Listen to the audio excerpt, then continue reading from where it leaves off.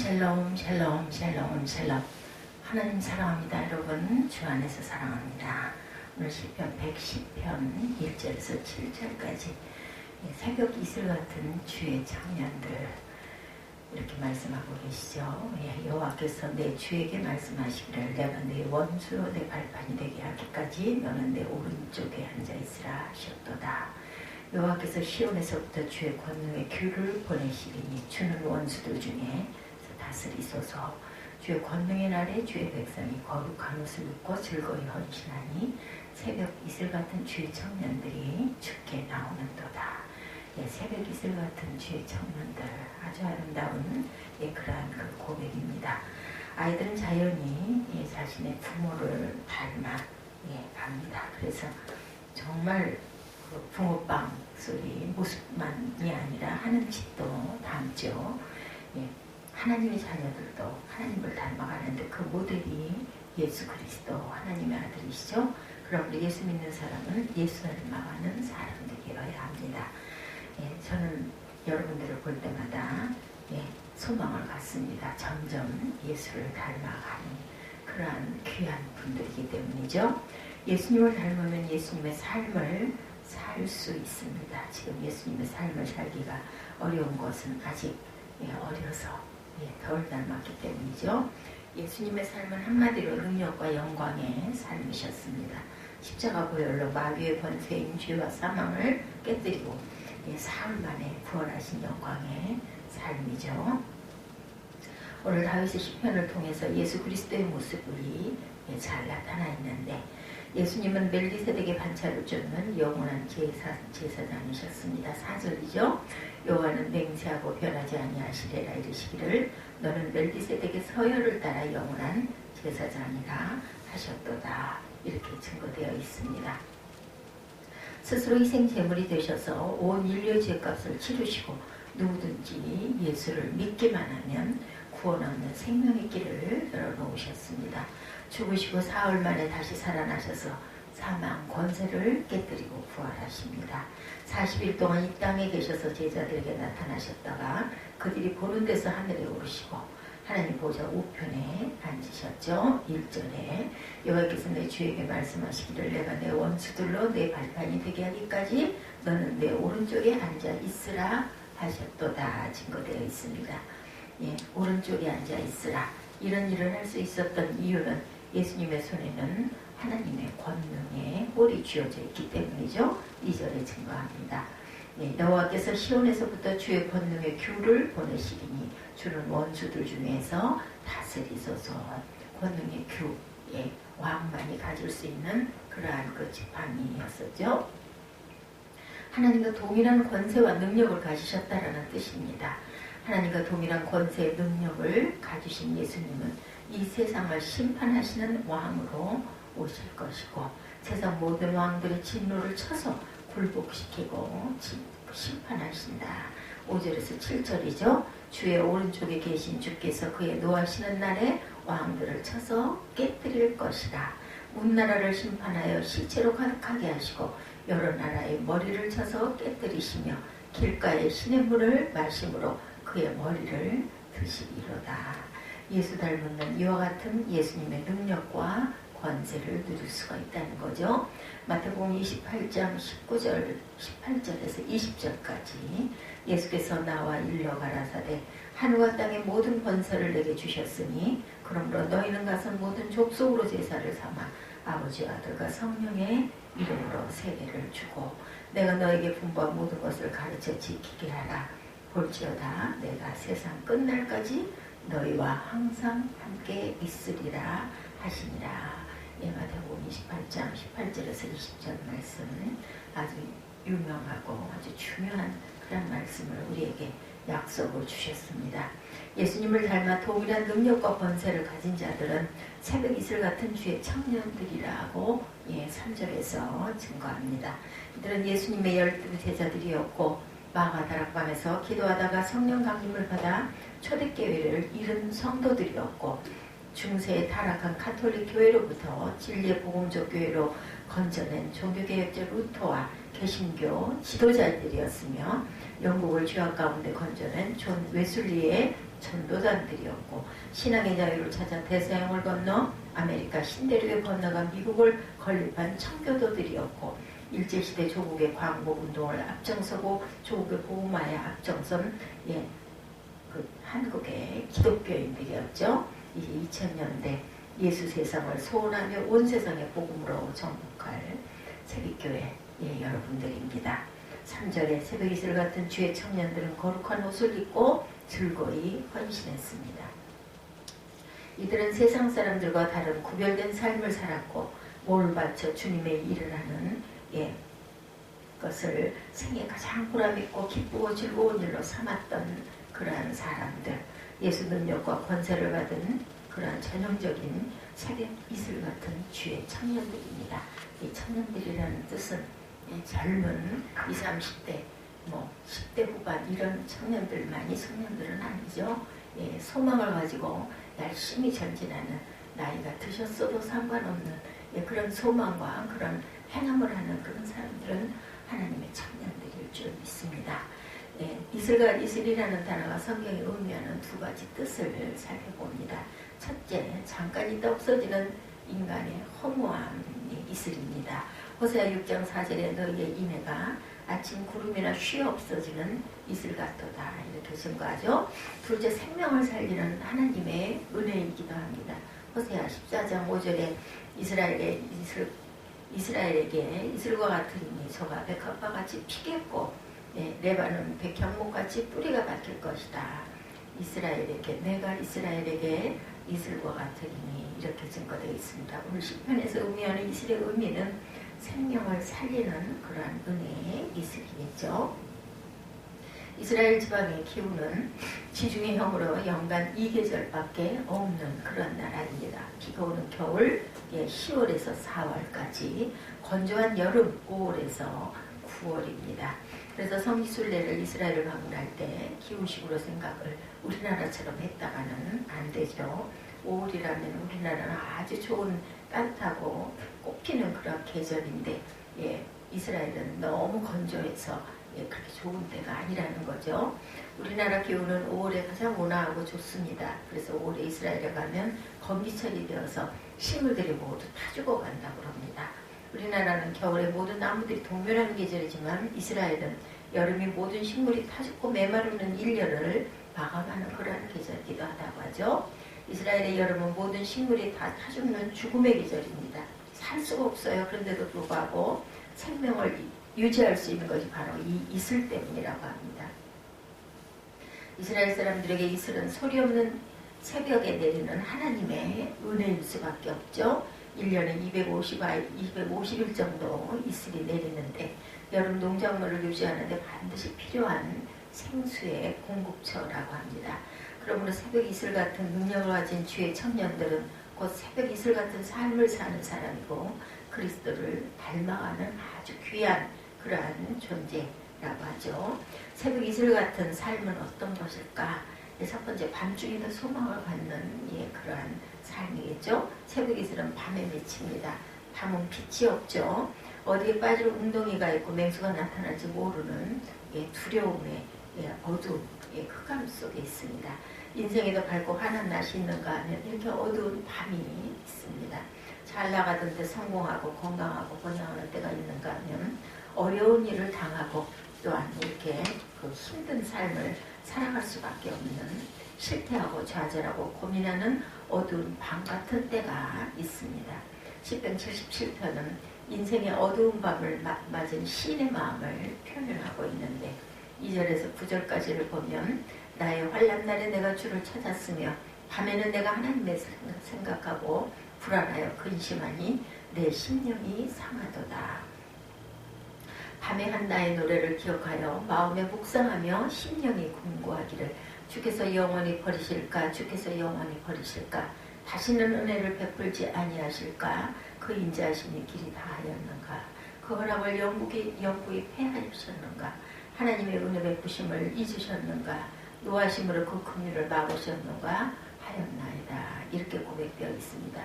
이슬은 밤에 내리는데 깊은 밤에 밤이 없다면 이슬은 내리지를 않죠. 하나님의 은혜는 환난과 고통을 당하는 인생의 어두운 밤에 이렇게 임한다라는 겁니다. 실패와 좌절 가운데 주님의 도우심을 경험할 수가 있고, 밤을 잘 자야 좋은 아침을 또한 맞이할 수가 있죠. 밤에 이불을 담덮고 과식하면 병이 납니다. 그러나 밤에 잘 자면 병이 있다가도 건강하게 다시 회복이 되죠. 우리 감기 들었을 때 따끈하게 숙면하고 나면 아침에 거뜬한 것과 같습니다. 밤이 없이 낮도 없어요. 그죠? 성공한 사람들은 힘들고 어려운 인생의 밤을 잘 통과한 사람들이라는 것을 잊지 않는 저와 여러분이 되십시다. 하나님께 버림을 당한 것 같을 때 다시는 은혜를 베푸지 않을 것 같고 절망적이고 다시는 사랑이 베풀음을 받지 못할 것 같은 그런 마음이 온다 할지라도 절대로 그렇지 않다는 것. 하나님은 여전히 저와 여러분을 사랑하십니다.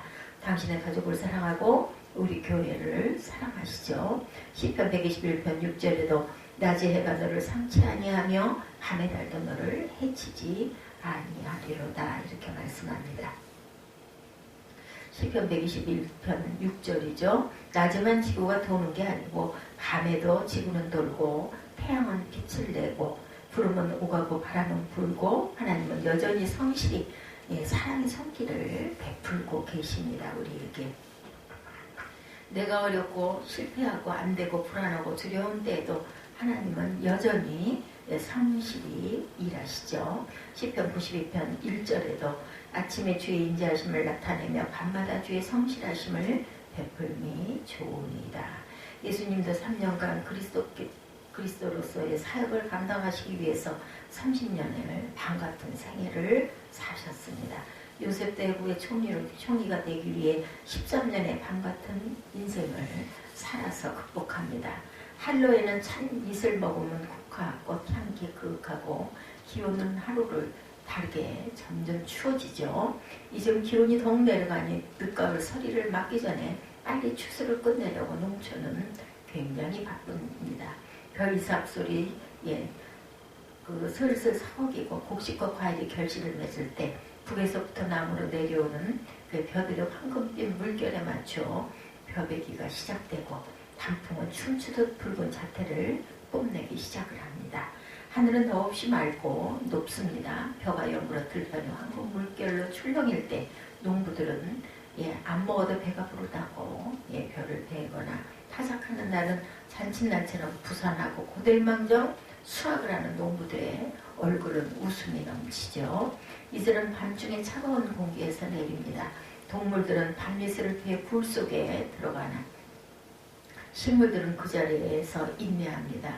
이슬은 이때 그대로 맞습니다. 이슬을 기온이 뚝 떨어져서 고통스럽지만 그때야말로 은혜가 맺히는 때라는 것을 우리가 기억해야 되겠죠.